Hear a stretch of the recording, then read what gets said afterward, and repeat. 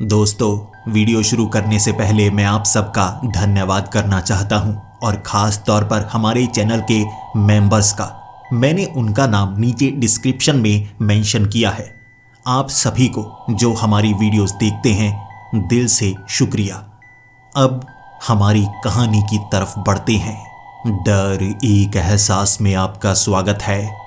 इस चैनल पर आपको सुनने को मिलती हैं डरावनी और सच्ची भूतिया कहानियाँ। अगर आपको ऐसी ही वीडियोस देखना पसंद है तो हमारे इस चैनल को सब्सक्राइब करना ना भूलें। तो अब बढ़ते हैं आज की कहानी की ओर।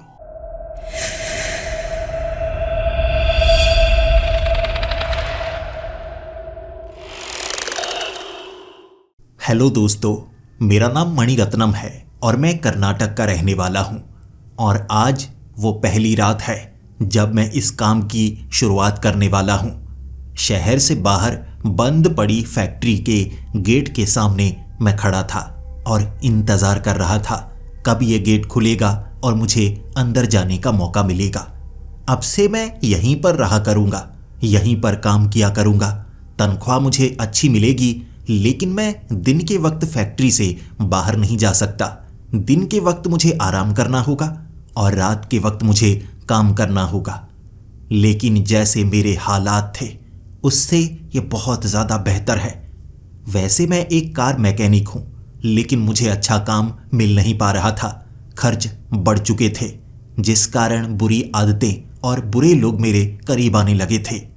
जब आप पर कर्ज बढ़ता चला जाता है, आप बुरी संगत में फंसते चले जाते हैं और शराब पीने की लत ने मुझे बर्बाद कर दिया था। और उसके बाद मुझे अपने शहर को छोड़ना पड़ा और इस नई जगह पर मैं आया था।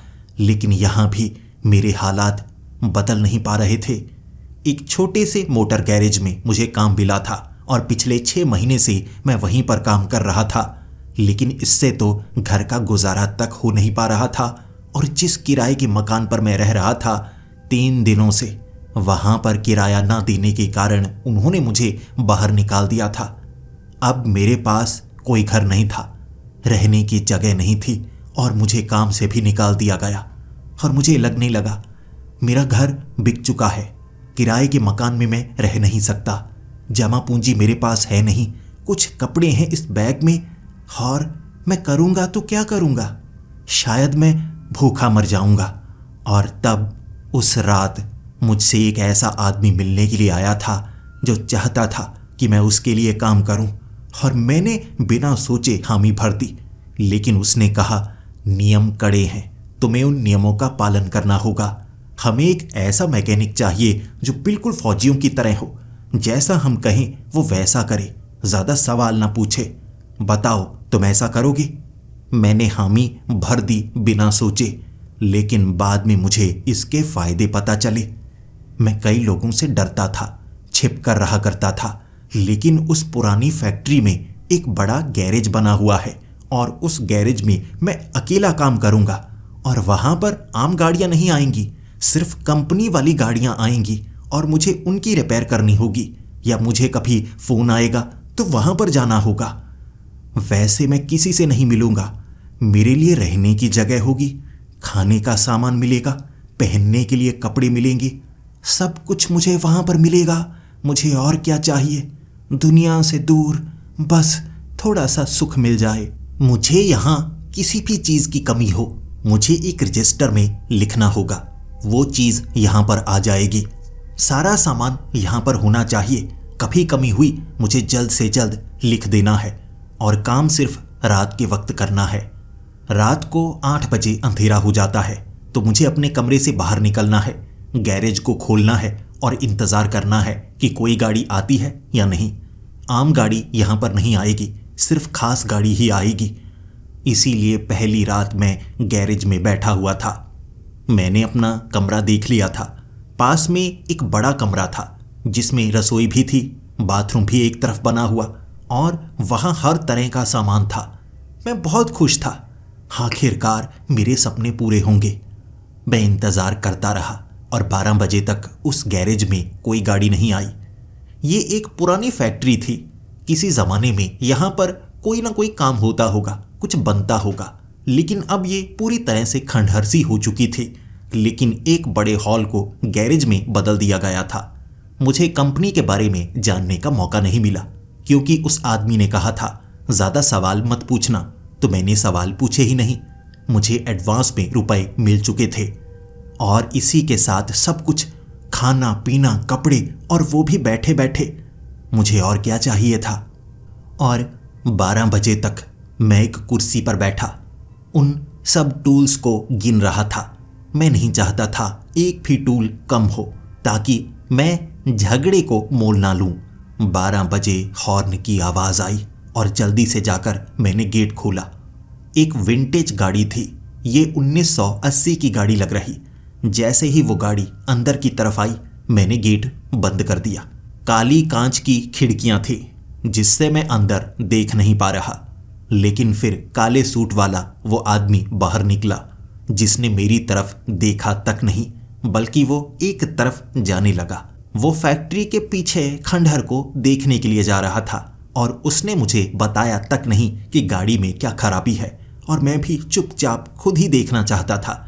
मैंने थोड़ी गाड़ी चलाई, फिर मुझे महसूस हुआ गाड़ी की पिकअप थोड़ी कम है, इसमें 1-2 घंटे लग सकते हैं। तो मैं चुपचाप काम करने लगा और 2 घंटे तक वो आदमी मेरे पास नहीं आया। पीछे कहीं घूमता रहा, और जब वो वापस आया, उसके कपड़े पूरी तरह से गंदे हो चुके थे। ऐसा लग रहा था पीछे मिट्टी में उसने किसी तरह की कोई खुदाई की हो। कपड़ों पर मिट्टी लगी हुई थी।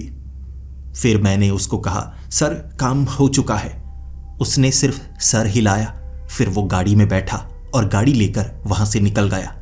मैंने गेट को बंद कर दिया। नियमों के अनुसार मुझे किसी से भी रुपए नहीं मांगने हैं, बल्कि चुपचाप काम करना है। मैं काम के सिवा किसी से और कोई सवाल कर नहीं सकता। काम की बात करनी है और फिर चुप हो जाना है। मैंने उस काम को उस रात किया, जिसके बाद वहां पर कोई गाड़ी नहीं आई, और जैसे ही थोड़ी थोड़ी धूप निकलने लगी, मैंने गैरेज को बंद किया और मैं अपने कमरे में चला गया। दिन के वक्त थोड़ा टीवी देखा, खाना खाया। मैं बड़ा खुश था। पीछे उस फैक्ट्री को देखने के लिए भी गया, लेकिन वहां पर 4 दीवारी थी और ऊपर कंटीली तारें लगी हुई थी। मैं बाहर जाना भी नहीं चाहता था। मुझे थोड़ा थोड़ा डर लगता था। बिना नियम तोड़े मैं यहां पर रहना चाहता था। रात को 8 बजे फिर से मैंने गैरेज को खोला और मुझे लगा हो सकता है आज 1 से ज़्यादा गाड़ियां आएं। लेकिन दूसरी रात एक टूटी फूटी पुरानी गाड़ी आई। ये इतनी पुरानी गाड़ी लग रही जैसे 1920 या 30 की हो। वो साइकिल के पहियों वाली गाड़ी। उसे देखकर मैं थोड़ा सा मुस्कुराया था, लेकिन उस आदमी की हालत बहुत बदतर थी। उसके सर से खून बह रहा था। उसकी एक आंख से भी थोड़ा थोड़ा खून बह रहा, और उसकी आंख पूरी तरह से सफ़ेद लग रही, जैसे उसकी आंख पर चोट लगी हो। फिर वो गाड़ी से उतरा और मुझे कहने लगा, गाड़ी सही से चल नहीं रही है। मुझे लगता है इंजन में थोड़ी सी परेशानी है। मैंने ये गाड़ी जिंदगी में पहली बार देखी थी और मुझे नहीं पता था पुराने इंजन कैसे काम करते हैं और क्या इस ज़माने में इसके पार्ट्स मिलते होंगे। लेकिन मैं एक मैकेनिक हूँ, जुगाड़ तो लगाना ही पड़ता मुझे। मैंने उस आदमी को कहा, जी आपको चोट लगी लगती है। ये बात सुनकर वो आदमी बहुत ज़्यादा गुस्से में आ गया और फिर मुझे कहने लगा, तुम मैकेनिक ही हो ना, कोई और तो नहीं? मैं गलत जगह तो नहीं आ गया? तुम्हें तो काम की बात करनी चाहिए थी ना। उसने मुझे याद दिलाया और मैंने माफ़ी मांगी। जी जी जी माफ़ कीजिए, माफ़ कीजिए। मैं तो बस कह रहा था कि गाड़ी थोड़ी चोटें लगती है, यानी गाड़ी को एक तरफ से टक्कर लगी लगती है। फिर वो आदमी जो पहले घबरा रहा था थोड़ा मुस्कुराया और कहने लगा, अच्छा तुम गाड़ी की बात कर रहे थे, फिर ठीक है, बाकी देख लो तुम कितना समय लगेगा तुम मुझे बता सकते हो। मैं गाड़ी को चेक करने लगा, लेकिन गाड़ी में कोई भी परेशानी नहीं थी। मैं एक पशुपेश में फंस चुका था। क्या करूं मैं? मुझे तो कुछ समझ में नहीं आ रहा। मुझे तो गाड़ी बिल्कुल ठीक लगती है। भले ही गाड़ी बहुत ज़्यादा पुरानी थी, लेकिन ऐसा लग रहा इसे नया पेंट किया गया हो। सब कुछ चमकदार था। तो वो यहाँ पर आया क्यों है? अब मैं क्या करूं? 1 घंटे तक वो वहीं पर खड़ा रहा और मैं गाड़ी को चेक करता रहा, जिसके बाद उसे सच तो बताना ही था। फिर मैंने उसे कहा, सर कोई परेशानी नहीं है, मुझे लगता है आपको गलती लग रही होगी। जो एक तरफ कुछ खराबी थी ना, मैंने वो ठीक कर दी, अब आपको कोई परेशानी नहीं होगी। उस आदमी ने फिर मुझे कहा, तुम सच बोल रहे हो ना? ऐसे तो नहीं कि मुझे बस यहाँ से भगाना चाहते हो? मुझे लगा ये आदमी है बहुत चालाक, मैं क्या करूं? तो मैंने कहा, सर मैंने अपनी तरफ से देख लिया है, जितना मुझे आता है मैं चेक कर चुका हूं। फिर वो हंसा और कहने लगा, तो ये हुई ना बात, यानी तुमने अपनी तरफ से जो करना था वो कर दिया, तो फिर ठीक है ना, मैं चलता हूं। उसने गाड़ी वहां से बाहर निकाली, मैंने गेट बंद किया और तब मैं वापस अपनी सीट पर आकर बैठा और मुझे सांस चढ़ चुकी थी। फ्रिज से निकालकर मैंने ठंडा पानी पिया और अपने चेहरे पर मारा और फिर मैं सोचने लगा, यह चल क्या रहा है? नई गाड़ियां नहीं आ रही, ये पुरानी गाड़ियां आ रही हैं और मैंने अपनी जिंदगी में कभी नहीं सोचा था कि मैं ऐसी गाड़ियों को रिपेयर करूंगा। हे भगवान, कोई और ऐसी पुरानी गाड़ी मत भेज देना, इससे तो मैं पकड़ा जाऊंगा कि इन गाड़ियों के बारे में मुझे बिल्कुल नहीं पता। ये तो उस आदमी ने बताया ही नहीं था। गैरेज में एक लैंडलाइन फोन था और मुझे मालिक ने बताया था, इससे तुम सिर्फ मुझसे बात कर सकते हो, इस फोन का इस्तेमाल किसी और के लिए मत करना, ये फोन काम नहीं करेगा। लेकिन मुझे भी फोन तभी करना जब बहुत ज़्यादा ज़रूरी हो। इसीलिए अब तक मुझे ज़रूरत महसूस हुई नहीं और ना ही कोई चीज़ कम हुई थी ताकि मैं मंगवाऊं। खाने पीने का सामान ज़्यादा ही था। तो उस रात मैं और किसी गाड़ी का इंतज़ार कर रहा और वक्त होगा 3 बजे का। वहाँ पर एक गाड़ी आई। ये गाड़ी टाटा पंच थी, यानी नई गाड़ी, और मैं खुश हुआ। ये ठीक है, कोई चलो नई गाड़ी तो लेकर आया। पुरानी गाड़ियों वाले वो मुझे ज़्यादा रईस लग रहे थे। एक चोट लगा वो आदमी मेरी समझ से बाहर था, मुझे क्या, लेकिन ये तो कोई नया ही लग रहा है। उस गाड़ी को एक लड़का लेकर आया था जिसकी उम्र 18 साल से कम लग रही। उसके पैर तक नीचे पैडल्स पर पहुंच नहीं रहे थे और जैसे ही उसने गैरेज के पास उस गाड़ी को लगाया, वो छलांग लगाता हुआ बाहर निकला और फिर मुझसे बात करने की कोशिश कर रहा। मैं उसे ज़्यादा जवाब देना नहीं चाहता था क्योंकि नियमों के अनुसार मुझे सिर्फ काम की बात करनी थी। लेकिन फिर वो मुझे पूछ रहा, यहाँ कोई रेस्टोरेंट है? मुझे भूख लगी है। मैकेनिक हो, तुम्हें तो पता होना चाहिए ना, जवाब क्यों नहीं दे रहे? मैं जवाब देना नहीं चाहता था क्योंकि ये कोई काम की बात नहीं है, गाड़ियों से जुड़ी हुई बात है। मुझे लग रहा वही काम की है, लेकिन उसके सवाल तीखे होते जा रहे। तुम काम सही से नहीं करते, मुझे नहीं लगता। तुम गूंगे हो, बस तुम नाटक कर रहे हो ना बोलने का। बताओ बताओ, मुझे भूख लगी है। मैंने उस लड़के को कहा, सर देखिए, यहाँ बंद फैक्ट्री में ये बस पुराना गैरेज ही बनाया गया है, वो भी सिर्फ कंपनी के लिए। तो अगर आपको कुछ खाना खाना है तो आप यहाँ से बाहर किसी रेस्टोरेंट में जा सकते हैं। उसने कहा, तो गाड़ी दो मुझे। अब मेरी गाड़ी को तुमने खोल लिया है, ये तो चलेगी नहीं, तो अपनी कोई गाड़ी दो। मैं घबरा गया, सर मेरे पास तो कोई गाड़ी नहीं है। वो लड़का गुस्सा होने लगा था, तो मुझे भूख लगी है, मैं चलकर जाऊंगा। अब ये दिन देखने पड़ेंगे कि मुझे किसी गैरेज से चलकर जाना होगा शहर की तरफ। मैं पागल लगता हूँ? वो गुस्सा करने लगा था और मैं गाड़ी को चेक करना चाहता था लेकिन चेक कर नहीं पा रहा। अब मैं क्या करूं? मैं एक पशुपेश में फंस चुका था। मुझे लगा था ये काम आसान होगा, लेकिन ये काम तो उससे भी ज़्यादा मुश्किल था। मैं इस बहस में जीत नहीं सकता था। उस गाड़ी की ब्रेक सही से काम नहीं कर रही थी, तो मैं ब्रेक को चेक करने लगा। मुझे लगा वो गालियां निकालता है तो निकालता रहे, मैं चुप रहूंगा, जवाब नहीं दूंगा। लेकिन जैसे ही गाड़ी के नीचे से मैं टूल्स का इस्तेमाल करने वाला था, गाड़ी के अंदर से हिलने की आवाज़ आई। गाड़ी की डिक्की में कोई चीज़ थी जो हिल रही थी।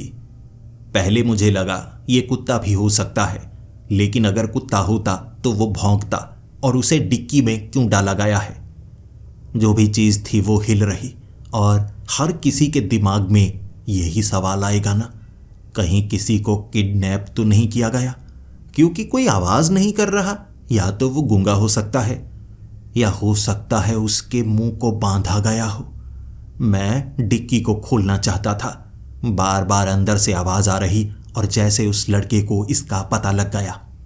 उसने कहा, रुको रुको, पीछे कहाँ जा रहे हो? पीछे कहाँ? गाड़ी की ब्रेक में थोड़ी प्रॉब्लम है तो पीछे जाने की ज़रूरत नहीं है, आगे से चेक करो। मैंने कहा, सर मैं वैसे ही पीछे चेक करना चाहता था क्योंकि वहाँ पर भी वायरिंग में प्रॉब्लम हो सकती है तो मुझे चेक तो करना होगा। उसने कहा, कोई बात नहीं, चेक करने की कोई ज़रूरत नहीं है। तब डिक्की से ज़ोर ज़ोर से मारने की आवाज़ आई। जो अंदर था उसे पता लग गया कोई बाहर है और वो उसे बचा सकता है, तो वो डिक्की पर ज़ोर ज़ोर से पैर मारने लगा होगा।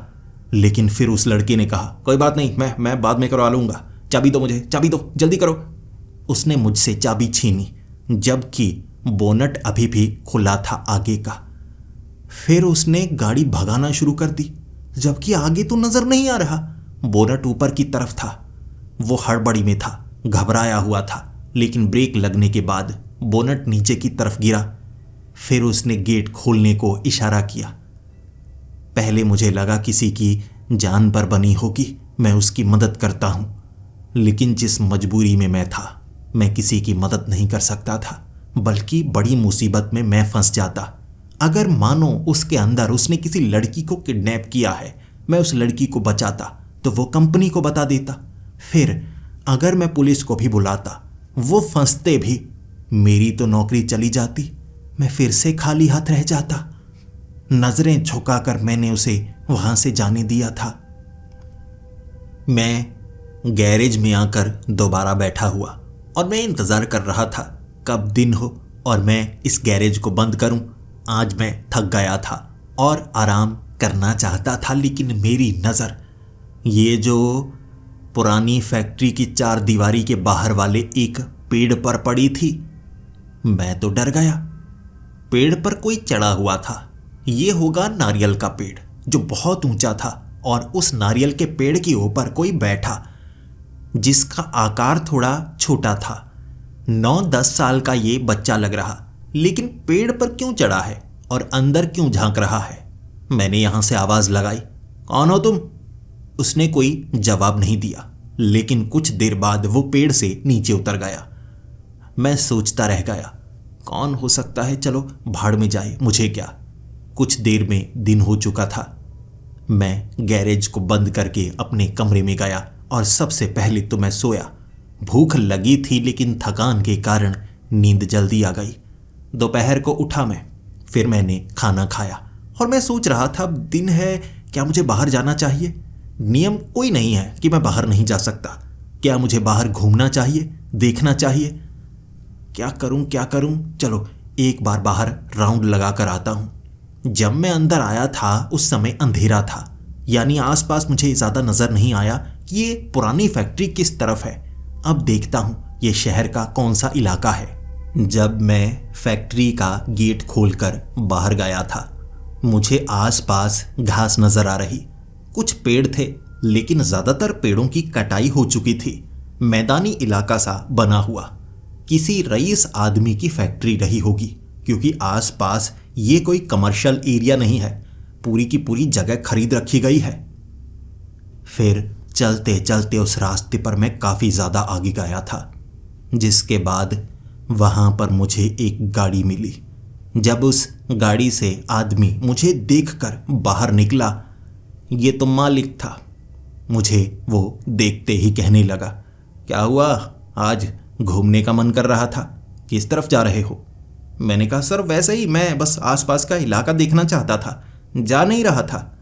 उसने कहा, चलो फिर छोड़ देता हूँ फैक्ट्री में। अब ये गाड़ी की थोड़ी प्रॉब्लम है, मैं नहीं चाहता दिन के वक्त तुम काम करो, लेकिन अब अगर तुम मेरे साथ आ जाओगे तो मेरा काम थोड़ा आसान होगा। थोड़ी बातें करते हैं। मैं उसकी गाड़ी में बैठा, फिर वो गाड़ी गैरेज में लेकर आया। उसने मुझे गैरेज खोलने नहीं दिया। उसने कहा, तुम ऑफ ड्यूटी हो, ये दिन का वक्त है, ड्यूटी का टाइम नहीं है, मैं तुम पर बोझ नहीं बनना चाहता। वैसे ही क्या तुमसे बातें कर सकता हूँ? रात के 8 बजे से पहले तुम गाड़ी को गैरेज पे मत लेकर जाना। आओ बैठो, बातें करते हैं, कुछ अपने बारे में बताओ, कुछ मैं अपने बारे में बताता हूँ। मैं उस आदमी को अपने कमरे में लेकर गया। उसे मैंने अपना कमरा दिखाया, अपना सामान दिखाया, धन्यवाद किया। फिर वो मुझे कहने लगा, चलो फिर मैं तुम्हें फैक्ट्री भी दिखाता हूँ। अब तुम यहाँ पर काम करते हो तो आसपास की कुछ चीज़ें तुम्हें दिखानी होंगी। मैं उसके साथ पीछे वाले उस हिस्से की तरफ बढ़ने लगा था। 4 दीवारी तो बहुत ज़्यादा बड़ी थी, फैक्ट्री भी बड़ी थी, लेकिन कुछ खंडहर हिस्से भी इसके मौजूद थे जहाँ पर मैं नहीं जा सकता था। दरवाजे बंद थे। लेकिन उसके साथ मैं पीछे वाले हिस्से में गया और मेरी नज़र एक दीवार पर पड़ी। मैं हैरान हो गया। वहां पर दीवार पर खरोंच कर बनाए गए एक निशान की तरफ मेरा ध्यान पड़ा था। ये सिग्नेचर थे। मैं भी कुछ ऐसे ही सिग्नेचर करता हूं, थोड़े से बदले हुए। और ऐसे कई सिग्नेचर लगभग मिलते जुलते मुझे कई दीवारों पर नजर आए। और फिर मैंने उस आदमी से ये सवाल पूछा, जी ये क्या, यहाँ पर जैसे खरोंच खरोंच कर अपना नाम लोगों ने लिखा हो? वो कहने लगा, इसके बारे में मुझे नहीं पता। मैंने जब ये फैक्ट्री खरीदी तब ये खंडहर हो चुकी थी, इसमें काम नहीं होता था। अब धीरे धीरे मैं इसे काम में लेकर आऊँगा, लेकिन तुम अपना काम करते रहना। हो सकता है ये गैरेज बढ़ने लगे। अभी तो सिर्फ कंपनी की गाड़ियाँ ही आएंगी, बाकी का बाद में देखेंगे। मैं थोड़ा हिचक रहा था। उसे कल वाली गाड़ी के बारे में बताना चाहता था, तो मैंने ऐसे बात शुरू की, सर मैं थोड़ा काम से हटकर भी आपको कुछ बताना चाहता हूँ। नियम नहीं तोड़ना चाहता था, लेकिन थोड़ी मजबूरी है। उसने कहा, बताओ। मैंने कहा, सर कल एक गाड़ी लेकर लड़का आया था। उसकी उम्र 18 साल से कम थी और गाड़ी में कुछ था। मुझे लगता है उसने किसी को किडनैप किया था। वो आदमी मुझे कहने लगा, देखो मैं तुम्हें पूरी बात नहीं बता सकता। यहाँ पर सिर्फ कंपनी की गाड़ियाँ ही नहीं आती, कई और गाड़ियाँ भी आती हैं जिनके बारे में हमें पता नहीं। आगे से कुछ भी ऐसा तुम्हें नज़र आए तो उसे नज़रअंदाज कर देना, ज़्यादा ध्यान मत देना। मुझे तुमने ये बता दिया, किसी और को इसके बारे में मत बताना, ठीक है ना? उसने बात को दबाने की कोशिश की तो मैंने भी ज़्यादा सवाल नहीं किए। जब वो मुझे पीछे वाला हिस्सा दिखा रहा था, अचानक मुझे वहाँ पर एक आवाज़ आई। वहाँ एक बेसमेंट थी और बेसमेंट में जाने का रास्ता सीढ़ियों से था और सीढ़ियों के ऊपर छोटा कमरा बनाकर एक लोहे का दरवाज़ा लगाया गया था। ऊपर बेसमेंट लिखा भी था। वहाँ से गूंजती हुई आवाज़ आई जैसे किसी ने भारी चीज़ को दीवार पर मारा हो। जब उस आदमी को ये आवाज़ सुनी थी, उसने तभी मुझे कह दिया था, चलो चलो उस तरफ चलते हैं, बस तुम यहाँ तक आ सकते हो, इससे आगे कभी मत आना। और तुम्हारा काम गैरेज का है, मैं वैसे ही तुम्हें दिखाने के लिए ले आया, मैं पागल हूँ। चलो चलते हैं, वक्त होने वाला है, काम शुरू होने वाला है। वो मुझे वापस ले आया, लेकिन मैं मुड़ मुड़ कर उस तरफ देखता रहा। यहाँ कोई है जो ऐसे आवाज़ करता है? मुझे तो आता जाता कोई नज़र नहीं आया। कहीं किसी को पीछे कैद तो नहीं किया गया? मन में उठ रहे सवाल मैंने मन में ही सीमित रखे, जवाब नहीं मांगा। मैं वापस आ गया। फिर मैंने गैरेज को खोला और उसने वहाँ गाड़ी 5 मिनट के लिए दिखाई, जैसे बस वो मुझे मिलने के लिए ही आया हो। कहने लगा कि बस काम हो गया, सब कुछ ठीक है ना? मैंने कहा, सर मैंने अच्छे से चेक किया ही नहीं। उसने कहा, कोई बात नहीं, गाड़ी अच्छी ही चल रही थी, मैं वैसे ही आया था। पहले उसने कहा था कि गाड़ी खराब है और वो ठीक करवाने के लिए आया है, लेकिन अब मैंने गैरेज को खोला, वो जाने की जल्दी कर रहा था। वो मालिक था, कुछ भी कर सकता था, इसीलिए वो गाड़ी लेकर चला गया। लेकिन मुझे उसने सावधान किया, रात के वक्त थोड़ा ध्यान रखना, ये गेट के बाहर मत जाना, गाड़ी आए तो गेट खोलना, गाड़ी अंदर आएगी गेट लगा देना, जाते वक्त भी गाड़ी को जाने देना, फिर गेट लगा देना, और कोई अंदर नहीं आना चाहिए, ध्यान रखना। मैंने कहा, जी बिल्कुल। फिर वक्त होगा 10 बजे का। वो जा चुका था, लेकिन मैं अपनी कुर्सी पर बैठा तो बाहर से बात करने की आवाज़ आई, जैसे 2-3 लोग आपस में झगड़ रहे हों। मैं गैरेज से बाहर आया तो ये आवाज़ें दीवार की दूसरी तरफ से आ रही थीं, यानी फैक्ट्री की इस 4 दीवारी के बाहर से। एक पेड़ ज़ोर ज़ोर से हिलने लगा था, लोहे की चीज़ें आपस में टकरा रही हों, जैसे लोहे के पाइप या तलवारों से कोई लड़ रहा हो। वो गालियाँ दे रहे थे। उसके बाद किसी के कराहने की आवाज़ आई, और फिर वो आवाज़ भी बंद हो गई। मैं घबराया हुआ था तो मैंने गेट को अच्छे से बंद किया। फिर मैंने उसी पेड़ के ऊपर चढ़े एक आदमी को देखा।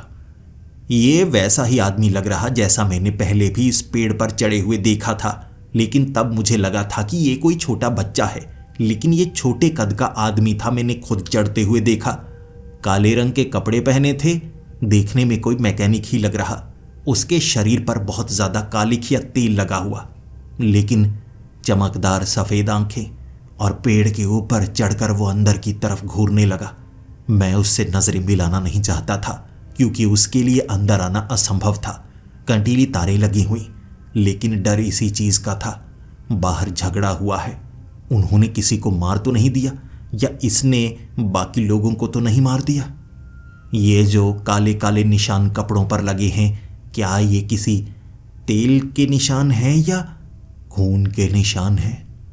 मैं सोचकर घबराया, लेकिन मैं गेट को खोलने वाला नहीं था। गाड़ी आई 12 बजे और वो 12 बजे तक ऊपर पेड़ पर चढ़ा हुआ। जैसे ही किसी ने बाहर वाले गेट के पास बेल बजाई, मैं घबराता हुआ गेट के पास गया और मैंने उसकी तरफ ध्यान दिया।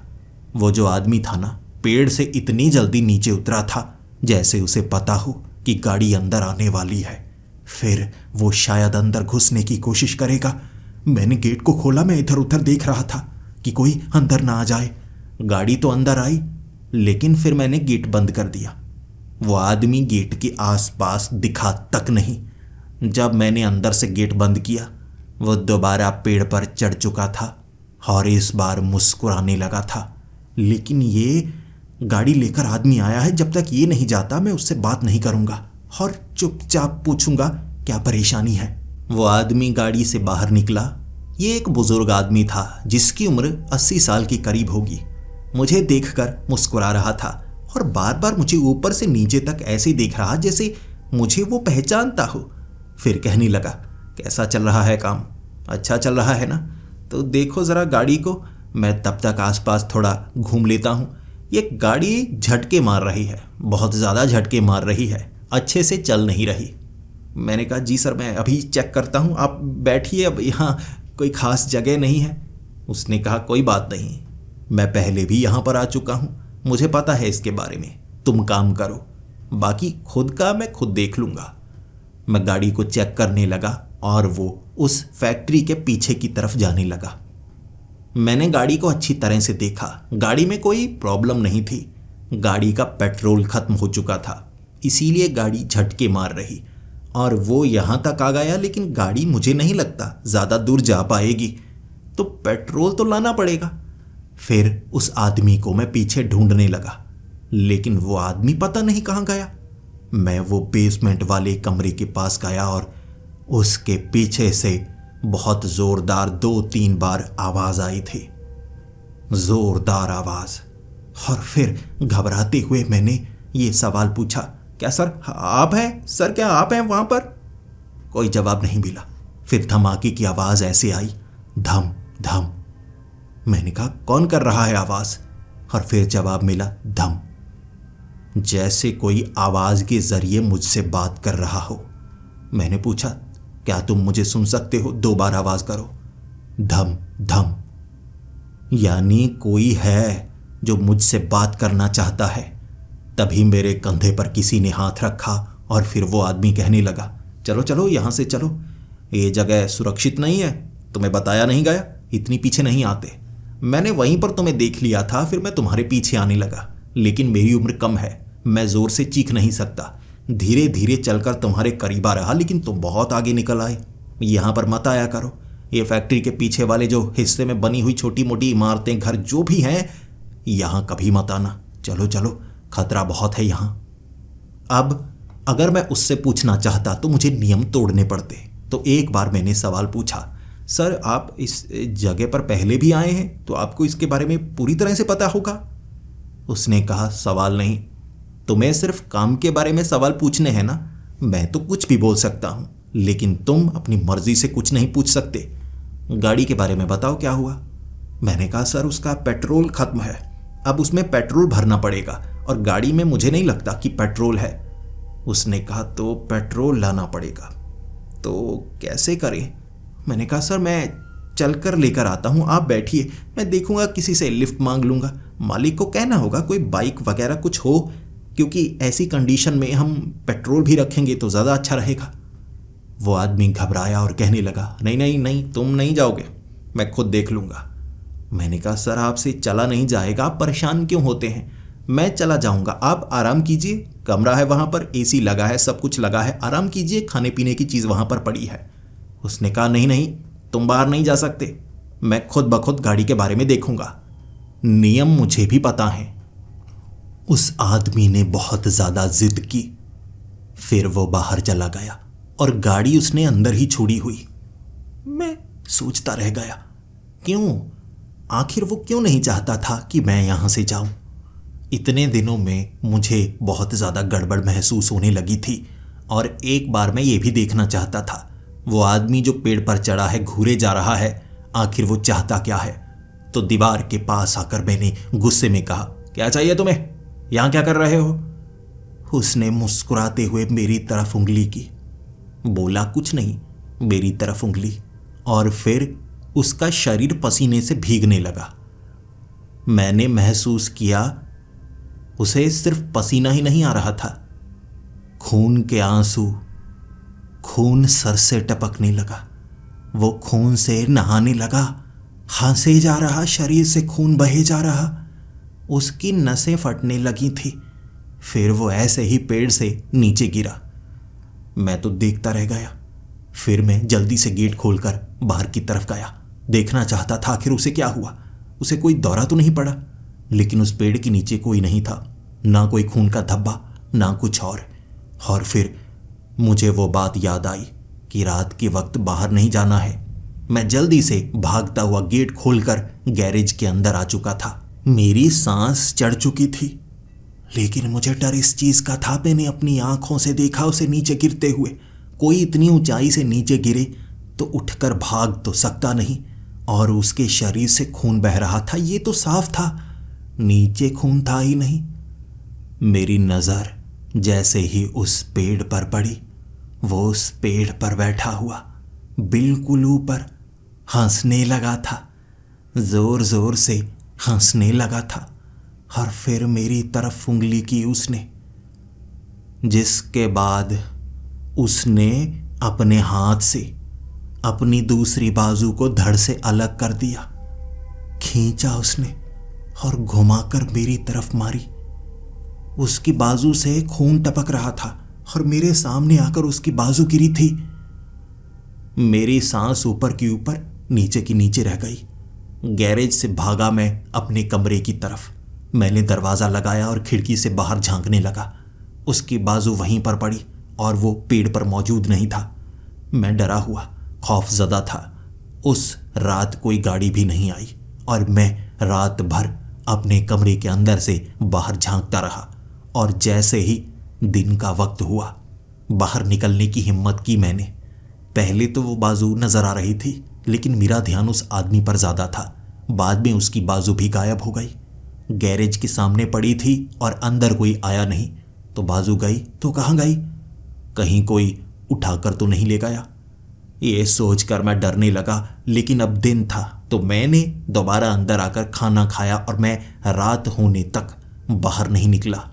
मैंने शाम के वक्त फ़ोन किया था मालिक को, मालिक कुछ गड़बड़ है, बाहर एक आदमी है, वो पागल है, पता नहीं क्या करता है, और उसने तो अपनी बाजू को उखाड़ कर फेंका था। उसने कहा पक्का तुमने कोई सपना नहीं देखा, तुम नींद में तो नहीं थे। मैंने कहा सर नहीं, कई दिनों से मैं उसे देख रहा हूँ।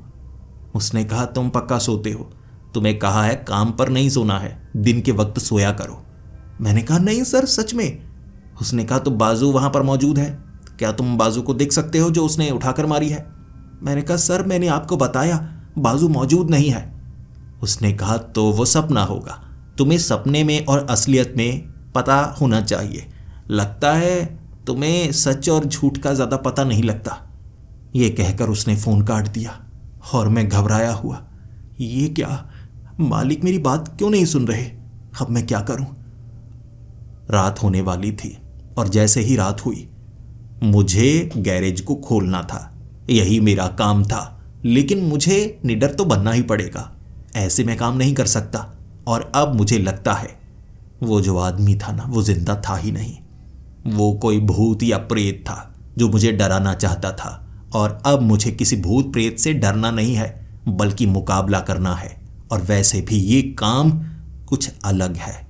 मुझे यहाँ पर भी दिन के वक्त पता लगाना होगा चल क्या रहा है। ये कौन से लोग हैं, दिखने में अलग हैं, किसी कंपनी से जुड़े हुए नहीं लगते। कभी कभी कोई लड़का आता है, बूढ़ा आदमी, तो ये कुछ खास लोग हैं, लेकिन कौन? मैं रात को इंतजार कर रहा और तब बेल बजी।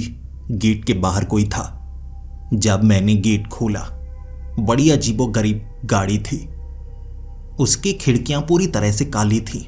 अंदर से तो बच्चों की आवाज आ रही, चीखने की आवाज, डरने की आवाज, और मुझे सिर्फ ड्राइवर नजर आ रहा। और फिर मैंने ध्यान दिया, उस आदमी के साथ एक औरत भी थी जिसने लाल रंग की साड़ी पहनी हुई थी, और वो भी मुझसे नजरें नहीं मिलाना चाहती थी।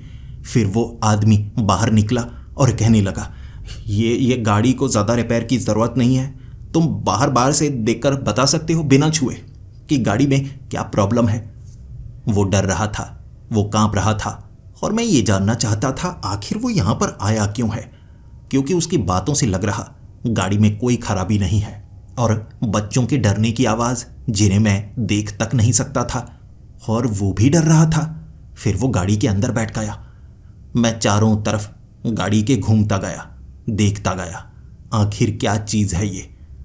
फिर मैंने उस आदमी को कहा, जी बाहर से तो सब कुछ ठीक ही लगता है, आप बता सकते हैं कुछ खराबी हो इस गाड़ी में? उसने कहा, नहीं, तुम्हें ठीक लगता है तो ठीक ही है, चलो फिर हम चलते हैं, तुम गेट खोल सकते हो?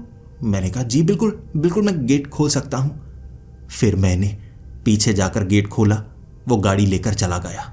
और इस बार मुझे बड़ा अजीब लगा, आखिर वो परिवार यहाँ पर क्यों आया था, और ये आदमी जो मुझसे डर रहा था, लेकिन क्यों? फिर मुझे कुछ सवालों के जवाब चाहिए थे। ऐसा गैरेज क्यों खोला गया है जहाँ पर कुछ खास लोग ही आते हैं? बाकी फैक्ट्री के अंदर गैरेज है, किसी को तो पता भी नहीं। ये खास लोग कौन है और कहाँ से आते हैं? और वो आदमी जो पेड़ पर चढ़ा है, वो कोई जिंदा इंसान तो है नहीं, बार बार मुझे नजर आता है। और दूर इमारत के ऊपर एक आदमी मुझे दिखता है जो टॉर्च लेकर इस तरफ बार बार ब्लिक करता रहता है।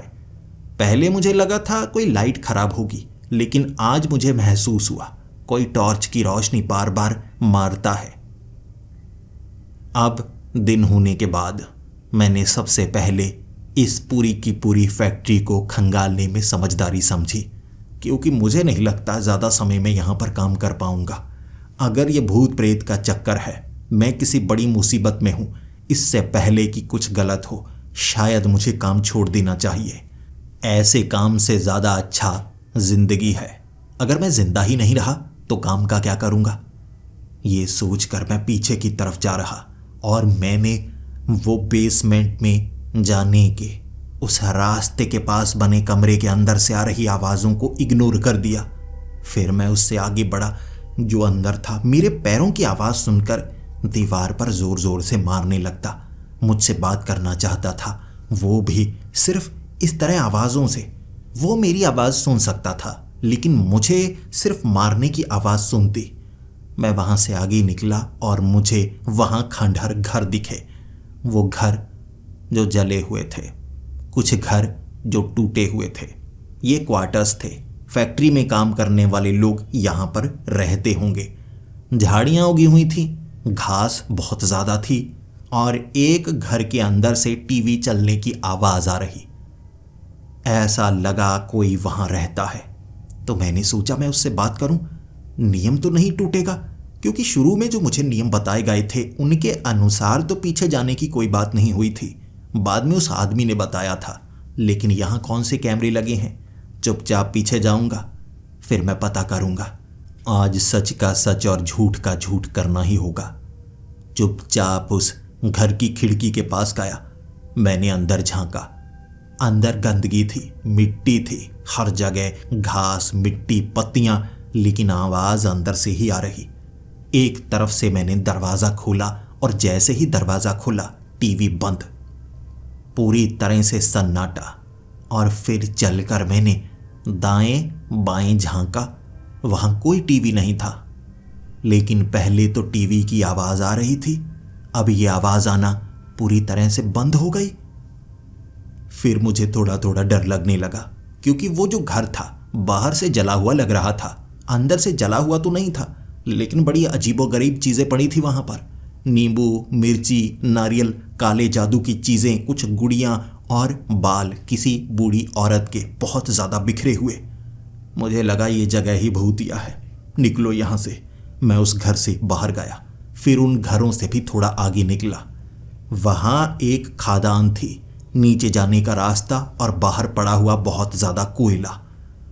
खादान के अंदर जाना तो बेवकूफ़ी होती, तो मैं वापस आया और अब उस आदमी से बात करना चाहता था, क्योंकि मुझे बात तो करनी होगी, ऐसे काम करने में परेशानी होगी। लोग आ तो रहे हैं, लेकिन मुझे लगता है उन्हें गाड़ी की रिपेयर की ज़्यादा ज़रूरत नहीं होती, और वो गाड़ी अब भी वहीं पर खड़ी है।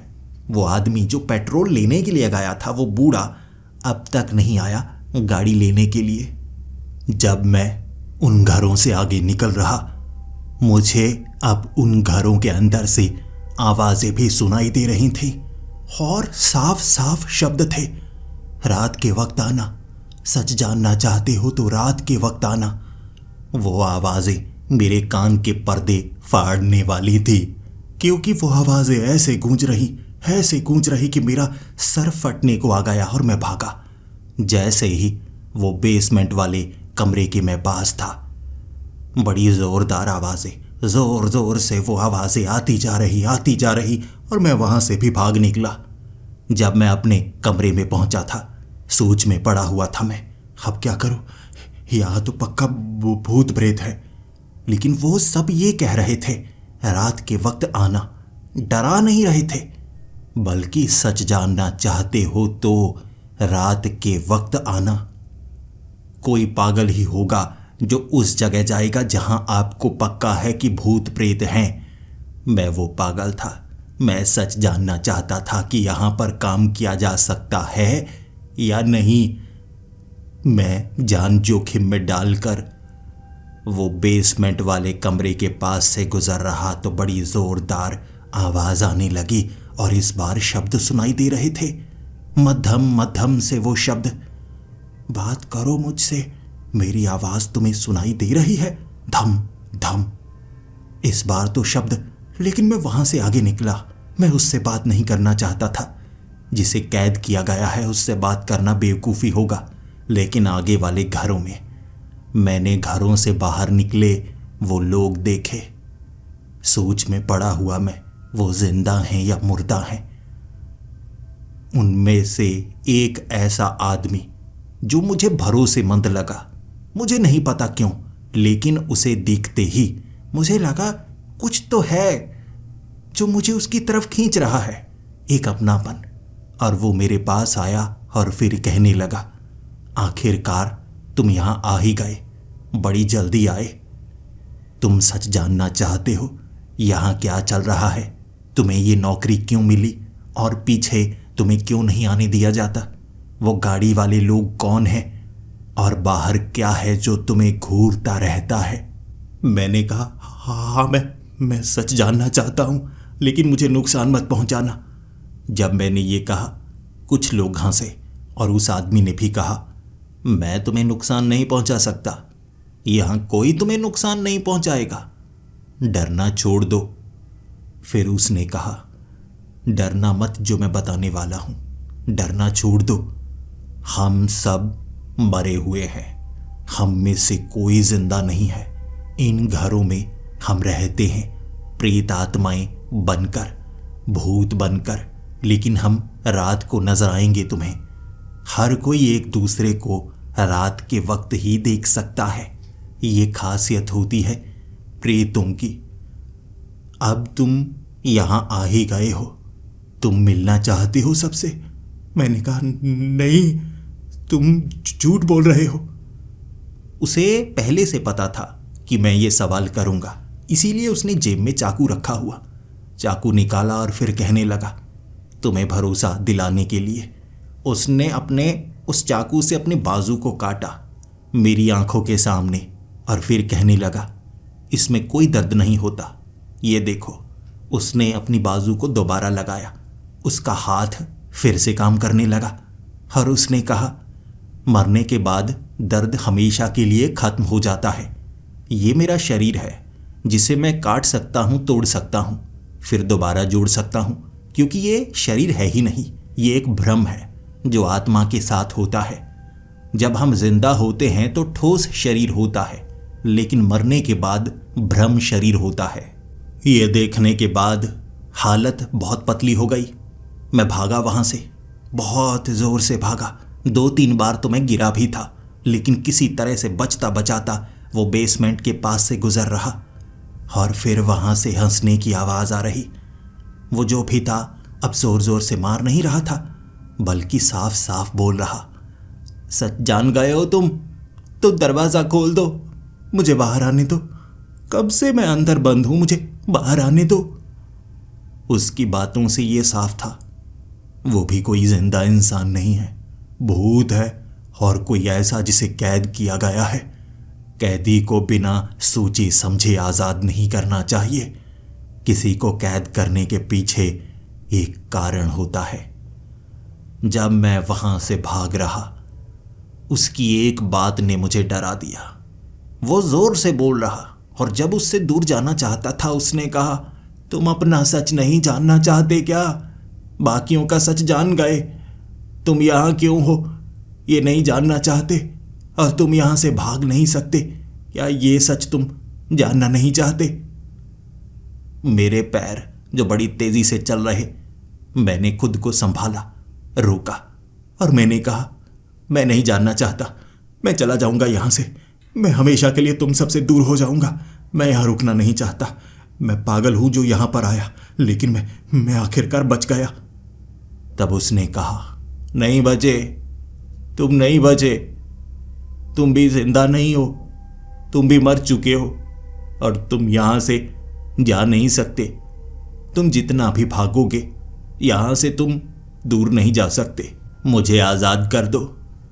मैं चीखने लगा, वहाँ से बड़ी तेजी से भागा। जैसे ही मैंने गेट खोला, सामने एक गाड़ी थी, मालिक की गाड़ी, और मालिक कहने लगा था, जल्दी करो, मेरी गाड़ी में बहुत परेशानी है, मैं इसे अंदर लगाता हूँ, इसे ठीक करो। मैंने उसे कोई जवाब नहीं दिया, मैं तो भागने लगा। मैं इस जगह से दूर जाना चाहता था, इस काम को छोड़ देना चाहता था। मैं जानता था वो मुझे पकड़ने की कोशिश करेगा, लेकिन मैं सड़क से नहीं भागूंगा। मैं आसपास किसी छोटी गली से या ऐसे टूटे फूटे रास्ते से भागूंगा जहां पर कोई गाड़ी ना पहुंच पाए। मैं भागता गया आसपास घुमावदार रास्ते, और पता नहीं कैसे उस भूल भुलैया से जब मैं निकला, मैं उस गेट के आगे था जहां पर गाड़ी लेकर खड़ा वो आदमी मुझे कहने लगा था, भागो मत, रुको, मेरी बात मानो, भागो मत। लेकिन फिर से मैं उससे दूर भागा और उस भूल भुलैया के अंदर से जब निकला उस गेट के सामने, मैं जितनी भी कोशिश करता भागने की, मैं दूर नहीं जा पाता। घूम फिर कर उस फैक्ट्री के गेट के आगे जब मैं थक गया, बार बार ये करने के बाद मैं रोने लगा। तब उस आदमी ने कहा, तुम रो क्यों रहे हो? रोना बंद करो, डरने की कोई बात नहीं है। कभी तो तुम्हें तुम्हारा सच पता लगता ना, कभी तो पता लगता। अब आओ अंदर, मैं तुम्हें सही तरीके से समझाता हूं। तुम्हें कैद नहीं किया गया है, तुम आज़ाद ही हो। वो मुझे अंदर लेकर गया। फिर उसकी बातों पर मुझे यकीन नहीं था। मैंने कहा, मुझे छोड़ दो, मुझे जाने दो, मुझे कैद ही किया गया है। मैं आज़ादी से जीना चाहता हूँ, मैं जाना चाहता हूँ। मुझे आपकी बातों पर यकीन नहीं। उसने मेरा हाथ पकड़ा और चाकू से मेरी कलाई को काट दिया। खून बह रहा था और फिर वो कहने लगा, दर्द हुआ तुम्हें? तुम्हें दर्द नहीं होगा, समझने की कोशिश करो, तुम मर चुके हो। ये देखो, उसने मेरी कलाई को जोड़ दिया। मेरी उंगलियां काम कर रही थी। ये एक ऐसा भ्रम दिखाया गया मुझे कि मैं तो हक्का बक्का हो गया। फिर उसने कहा, तुम समझो, तुम एक प्रेत हो और ये जो बातें हुई हैं कुछ समय बाद तुम ये भी भूल जाओगे। लेकिन हर बार की तरह मैं तुम्हें कई बार ये बता चुका हूं और हर बार तुम घूम फिर कर यहां पर आते हो और मुझे ये बताना पड़ता है। तुम मर चुके हो। तुम्हें पहले का कुछ ज्यादा याद नहीं रहेगा। कुछ ही यादें हैं कि तुम काम पर रखे गए हो गेट के सामने, और फिर पुरानी यादें, तुम मैकेनिक थे, कर्ज में डूबे हुए, शहर को छोड़ चुके हो, यही काम तुम करना चाहते हो। ये यादें हैं तुम्हारी। मरने के बाद ऐसे ही अधूरी यादें रहती हैं और इस एक्सपेरिमेंट के जरिए हम यहाँ भूतों को रख पाते हैं, एक भ्रम शरीर दे सकते हैं जिन्हें इंसान देख सकते हैं। और वो गाड़ी लेकर आने वाले लोग भूत प्रेत अपराधी नहीं, बल्कि वो हैं जो प्रेत को देखना चाहते हैं, तुम्हें देखना चाहते हैं। और कुछ ऐसे अजीब लोग जो तुम पर एक्सपेरिमेंट करते हैं, रिसर्च करने के लिए कि तुम्हारा व्यवहार कैसा होगा। क्या तुम डरोगे? क्या एक भूत को डराया जा सकता है? उसे बेवकूफ़ बनाया जा सकता है? ऐसे लोग हजारों बार तुम्हारे यहाँ आ चुके हैं।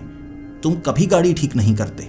हर बार तुम घूम फिर कर यहाँ से भागने की कोशिश करते हो, लेकिन तुम भाग नहीं सकते। तुम्हारा शरीर यहाँ से बाहर नहीं निकल सकता। तुम यहीं के लिए बने हो। यहाँ से निकलते ही तुम खींचकर दोबारा यहीं आ जाओगे। कह सकते हो तुम कैदी नहीं हो, लेकिन यहाँ के सिवा तुम्हारा कोई अस्तित्व भी नहीं है। तुम एक भूत हो। और फिर उसने अपनी जेब से एक रिमोट निकाला जिसमें 2 ही बटन थे, एक हरे वाला, एक लाल वाला। फिर वो कहने लगा, ये हरे वाला बटन, जिससे तुम्हारी यादें मिट जाएंगी, तुम ये सब भूल जाओगे और यहीं से शुरुआत होगी। तुम किसी को परेशान नहीं करोगे क्योंकि तुम तो खुद ढूंढने की कोशिश करोगे, ये क्या है, भूत नजर आते हैं। ये सब कुछ तुम बाकियों के बारे में सोचोगे और फिर तुम यहीं एक मैकेनिक बनकर रहोगे और तुम्हें देखने के लिए नई नई गाड़ियों में लोग आते रहेंगे। ये हरे बटन से होगा। लाल बटन का अर्थ है तुम यहां से बाहर निकलना चाहते हो और तुम्हें उसके बाद कैद किया जाएगा या हमेशा के लिए अलग जगह भेजा जाएगा, उन घरों में जहां इससे भी शायद तुम्हें बदतर महसूस हो। यादें दर्द देती हैं। जितनी यादें इंसान की बनती हैं उसे दर्द देती हैं। तुम्हें क्या लगता है बुढ़ापे में शरीर का बूढ़ा होना बुरा होता है? ज़्यादा यादें, ज़्यादा दर्द, ज़्यादा अपनापन, ये हमें बूढ़ा बनाता है। और बुढ़ापे में जिंदगी से दूर जाने का मन इसी कारण होता है, बुढ़ापे के शरीर के कारण नहीं।